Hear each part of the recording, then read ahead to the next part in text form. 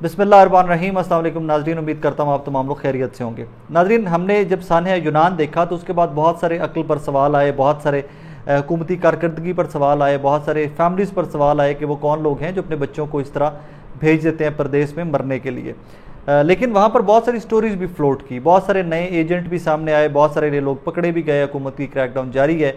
लेकिन हुकूमती बेबसी की चंद मिसालें मैं आपके सामने रखता हूँ कि कैसे उस मुल्क लिबिया, जहाँ से ये कश्ती बदनसीब चली थी, जिसमें 300-350 के करीब पाकिस्तानी थे और सिर्फ 12 लोग ज़िंदा बचे हैं, वहाँ पर जानवरों की मंडियाँ जिस तरह लगती हैं पाकिस्तान में, वैसे ही इंसानों की मंडियाँ लगती हैं। और वो इंसानों की मंडियाँ आपके और मेरे पाकिस्तानी एजेंट लगवाते हैं। ये वहाँ पर पाकिस्तानियों को, अपने भाइयों को ले जाकर वहाँ मंडियों में बेचते हैं, बोलियाँ लगाकर बेचते हैं। उनके साथ क्या होता है क्या नहीं होता ये इनको कोई लेना देना नहीं है, बस इन्होंने मंडियों में बेच देना होता है अपने भाइयों को वहाँ पर ले जाकर। और ये सो कॉल्ड एजेंट जो यहाँ पर बैठे हुए हैं, जो आपको सुहाने मुस्तकबिल के ख्वाब दिखाकर वहाँ पर ले जाते हैं और वहाँ पर बेच देते हैं। एक इसी तरह की कहानी कल के शो में हमने की है। मैंने सोचा आज वीलॉग पे भी, जो हमारी डिजिटल की सिर्फ ऑडियंस है, मैं उनके लिए भी ये वीलॉग कर दूँ। सलीम शहजाद साहब हैं, हाफजाबाद से इनके ताल्लुक़ है, मेरे नेटिव एरिया से। जिना इंटरनेशनल के नाम से ये कोई दफ्तर चलाते हैं, इमिग्रेशन ऑफिस है, या एजेंटी करते हैं उस दफ्तर में बैठ के, या दलाली करते हैं, जो भी लफ्ज़ आप इस्तेमाल कर लें, क्योंकि इनके कारोबार की जो डिटेल्स आपके सामने आगे आएंगी तो आपको पता चलेगा, आपके रोंगटे खड़े हो जाएंगे। हसीब साहब और उमैर साहब हैं। उमैर साहब MSc कंप्यूटर साइंसेस किया उन्होंने, इंतहाई पढ़े लिखे आदमी। उनको किसी ने ख्वाब दिखाया कि जी हाफजाबाद का ये एजेंट है सलीम शहजाद, और इसके आगे रवाबित हैं लिबिया में और माल्टा में। माल्टा के वर्क परमिट मिल रहे हैं होटलिंग के, कि वहाँ पर 1-1 साल का वर्क परमिट मिलेगा, और अगर आप अच्छा काम करेंगे तो वर्क परमिट आपके एक्सटेंड होते जाएंगे, और आपका डन पे है वो 25 लाख रुपए या कोई 35 लाख रुपए, 30 लाख रुपए। जहाँ कोई बंदा फंस गया वहाँ पे इन्होंने वर्क परमिट डन किए थे लोगों के साथ। कुछ पेमेंट एडवांस ली, 5-1 लाख रुपए एडवांस ली। लाहौर से बताया गया जनाब कि आप लाहौर से या कराची से फ्लाई करेंगे, क्योंकि मुख्तलिफ लोग हैं, कुछ मंडी बहाउद्दीन के लोग हैं, कुछ हाफजाबाद के लोग हैं, कुछ अलीपुर चट्टा के लोग हैं, कुछ फैसलाबाद के लोग भी हैं जो इस फ्रॉड में फंसे हैं। बताया ये गया कि जी आपको यहाँ से दुबई लेके जाया जाएगा, लाहौर से या कराची से, और फिर दुबई से आपको माल्टा भेज दिया जाएगा। Fair enough. ये लोग दुबई गए हैं, दुबई जाकर उतरे हैं जहाज़ से, तो आगे कोई साहब थे, उन्होंने इनके पासपोर्ट ले लिए हैं, इनको टैक्सी में बिठाया है, एक गंदी सी बिल्डिंग बर दुबई में, वहाँ पर ले जाकर इनको ठहरा दिया गया। बताया गया कि 1 आधे दिन के लिए ठहराया है आपको।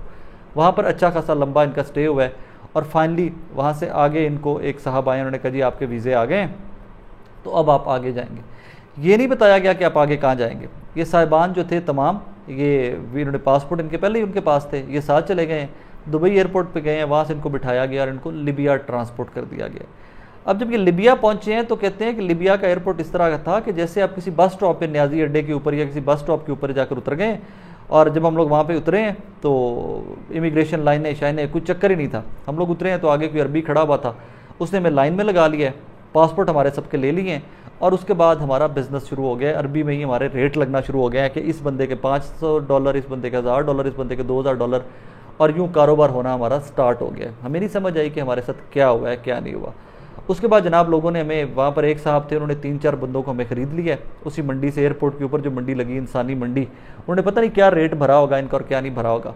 और जनाब उसके बाद वो लेकर गाड़ी में बिठाकर उनको ले गए किसी एक जंग ज़दा इलाका था, वहाँ पर एक घर था, उस घर में ले जाकर इनको बंद कर दिया है। और फिर जाते ही इनको कहा है कि अगर तुम लोगों ने घर वालों से बात करनी है और उनको बताना है कि तुम लोग ज़िंदा हो अभी तक, तो $1,000 लगेगा। लिहाजा इनके पास, बेचारों के पास, इंटरनेशनल ट्रैवल कर रहे थे, कुछ ना कुछ पैसे तो या कुछ ना कुछ करेंसी तो होगी। इनके पास जो कुछ था इन्होंने उन साहब को दे दिए हैं जो लिबियन थे। उन्होंने फिर इनकी टेलीफोन कॉल करवाई है एजेंट को और इनके घर वालों को। कहानी ख़त्म, इनके पास पैसे ख़त्म हो गए हैं। रात को वो साहब आए हैं, उन्होंने थोड़े से चावल, थोड़ी सी सब्ज़ी और दालें इनको दी हैं कि यही तुमने पकाना है, इसी में खाना है।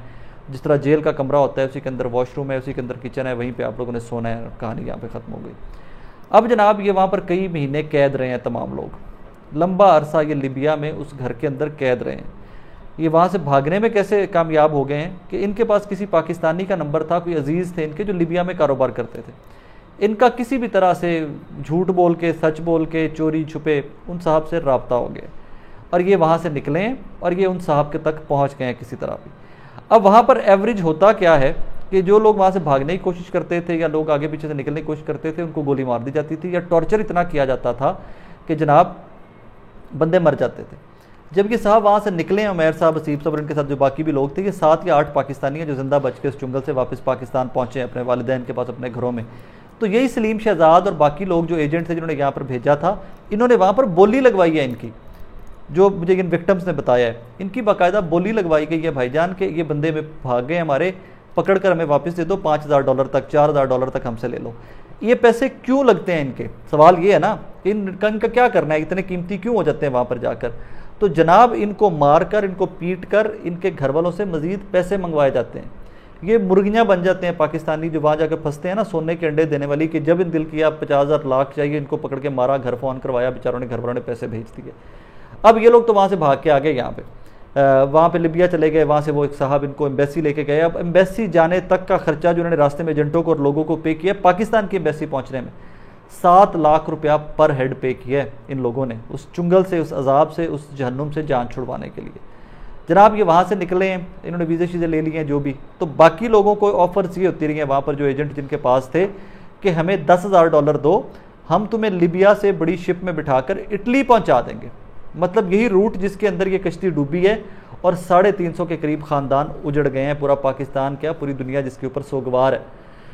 अब यहाँ पर फंसाया आपको ये जाएगा कहकर कि जनाब सीधा सीधा वर्क परमिट है, आपने जाना है, यूँ हमने आपके वीज़े लगवा देने हैं, ये वो एंड एवरीथिंग। ना मेरे भाइयों, वहाँ पर जाओगे तुम्हारी इंसानी मंडियों में बिकोगे, एक एजेंट से अगले एजेंट को, अगले एजेंट से अगले एजेंट को बिकोगे।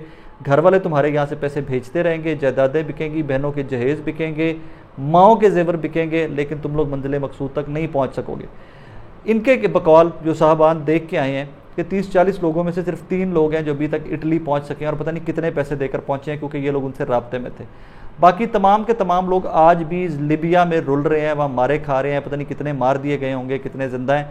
फिर मुझे इन्होंने बताया कि जनाब इन्होंने वापस आकर पाकिस्तान FIA में रिपोर्ट किया कि जी हमारे साथ ये फ्रॉड हुआ है, ह्यूमन ट्रैफिकिंग का हम विक्टिम बने हैं, हमसे इतने पैसे हथिया लिए गए हैं एजेंट ने, हमारी मदद करें। FIA सर्कल गुजरावाला में कोई आफ्ताब साहब हैं, कोई पता नहीं क्या नाम है उनका, पूरा नाम गलत ना हो जाए, लेकिन कोई इंस्पेक्टर था वहाँ पर, उस बंदे ने इनका मुकदमा लेकर आज तक एजेंट को नहीं पकड़ा। इसको महीने गुजर गए हैं और ये डेली पेशियाँ भुगत रहे हैं और एजेंट को नहीं पकड़ा गया। इन्होंने अपने ज़राए से पता करवाया है, तो बताया गया जी सलीम शहजाद साहब का कोई इंस्पेक्टर था FIA में ताल्लुक़ वाला, उसने इस इंस्पेक्टर को कॉल कर दी थी कि तुमने सलीम शहजाद को नहीं पकड़ना। इसका मतलब है कि FIA बीच में से मंथली ले रहा है, इसका मतलब है कि FIA बीच में से खर्चा पानी ले रहा है। अब इसको रिपोर्ट करने का इस वीलॉग का मकसद ये था कि मैं अथॉरिटीज़ को बता सकूँ, FIA वालों को, कि भाई तुम लोग आज शोर मचा रहे हो, ह्यूमन ट्रैफिकिंग हमने रोकनी है, ये तुम्हारे सामने केस है, मैं तुम्हें विक्टिम देता हूँ, मैं आपको वो बंदे बताता हूँ कि फ़लाँ बंदा है जिसने इनके साथ फ्रॉड किया था, फ़लाँ FIA का दफ्तर है जिसने इनका मुकदमा लिया था, जो IO था, इनका इन्वेस्टिगेशन ऑफिसर था, और उसने इनके मुकदमे में कोई पेशरफ नहीं की। वो बंदा आज भी दनाता फिरता कारोबार कर रहा है, FIA जो एजेंट है, और FIA वाले हरकत में नहीं आए हैं। वो आज भी इनको कहता है, जो विक्टिम है जो इसके सारे स्कैम के, वो कहता है जो तुमसे होता है जाके जो कर लो, मैं तुम्हारे पैसे वापस नहीं दे रहा।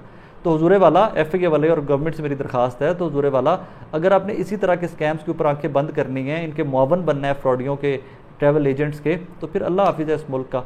और ये अगर आप कुछ कर सकते हैं तो हम हाईलाइट कर रहे हैं इस स्टोरी को, कहते हैं तो बंदों से रब्ता भी करवाएंगे, पूरी स्टोरी भी आपको बताएंगे और एजेंट भी ट्रेस आउट करके देंगे, पकड़ लीजिएगा, ताकि आइंदा 350 ख़ानदान उजड़ने से बच गए। अपना बहुत सारा ख्याल रखिएगा। अल्लाह हाफिज़।